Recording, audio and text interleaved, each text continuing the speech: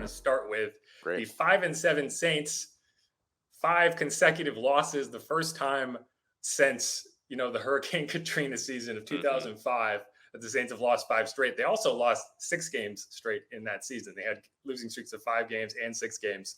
So it's not. It's been worse, right? Yeah, right. You're not going to have Um, another 6-game losing streak later on this season. You don't have there's to not worry enough about that. games to Not do enough it, games for right? it. That's the only saving grace is the season will end. But yeah, so that's going to be Saints at Jets. It's either a get right game or a trap game or both. Hmm. I don't know. We'll get into it a little bit. It's going to be at MetLife Stadium. Because the New York teams don't actually play in New York. Only Right. Buffalo plays in New Only York. They Buffalo. It's the play in only New New York Jersey. team. Then the coldest and the That's right. windiest, apparently, as we learned on Monday. Saints are favored in that game. I think that tells you a lot about the Jets. What's your take? What's your initial read on that game?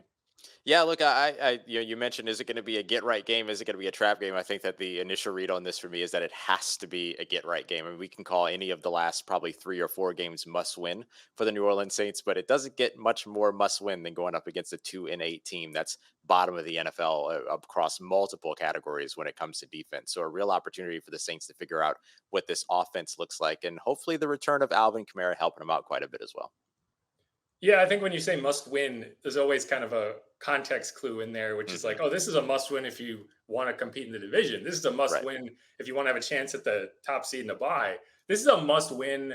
It feels like just for the season to matter, right. for Keep the your season final alive. 4 games to actually have relevance. And that's probably, it's been a really weird season to cover. It's been a really weird season to analyze because there just hasn't been a team to analyze. It's been Yeah, different every week.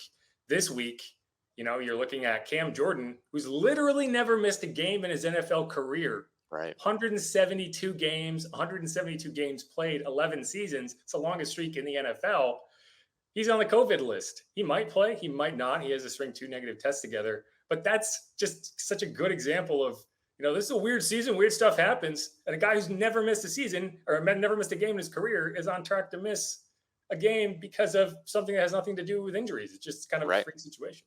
Yeah, absolutely. No, I mean, you're looking at this New Orleans Saints team that has had several different starting lineups all throughout this season. And the thing about it is that starting with next week, you're already going to be looking at a brand new starting lineup on the offensive side because you have Taysom Hill in at quarterback, who's going to be paired with Alvin Kamara as a starter, hopefully for the first time this season. So brand new starting lineup at that point. So this team just continues to rack those up. By the time that they get through this game, over 80 games missed combined by Wow. folks that you would call starters at the beginning of this season. And that's a pretty big deal for any team.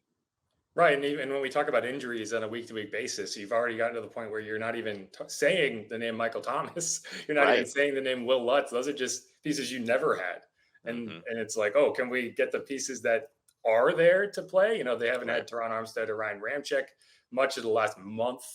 Right. But you did mention so Alvin Kamara is coming back, and I think when you look at the line, the Saints are favored in this game. They're 3-point favorites, despite going on the road, having lost 5 straight.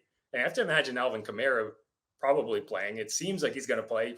It feels like that's kind of the key. What do you think, Alvin Kamara can bring to this offense to kind of revitalize it that we haven't seen in the last, month? He's been out 4 games. Yeah, look, he's been out 4 consecutive games, but he's still your team's leading rusher. He's your leader for the yards from scrimmage, and he's also your leading receiver with 32 receptions, just in terms of receptions there.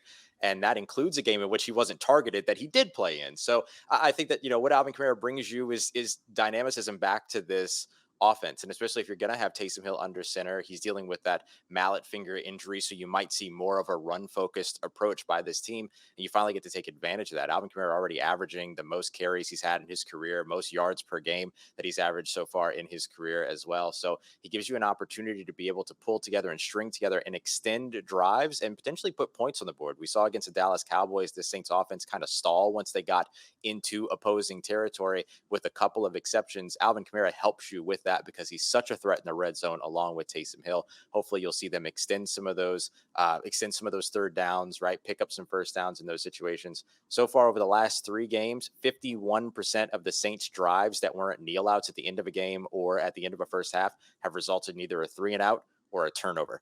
Alvin Kamara helps you curve that really, really bad string of possessions so far that they've experienced recently. Right. And that stat you mentioned, it's, It's not surprising to me that Alvin Kamara is their leading receiver. It's surprising to me that having missed 4 games, he's Right. still their That leading he's still receiver. up there as your leading And reception getter, right? they're not going to have Deontay Harris the next 3 games. He's suspended, so it's going to be, I think there were more positives to take away from that Cowboys game than it seemed like at the end with the 4 interceptions. That was all you wanted to talk about. That was all Right. that mattered. But I think the offense did move the ball, which is something we hadn't seen with Trevor Siemian in there. So even with the mallet finger, I think that if the new identity is if this offense becomes 3 yards and a cloud of dust, kind of almost like what the Patriots did on Monday Night Football, Right. that might be the healthiest way for them to win a game. Doesn't it Yeah, seem right. like it?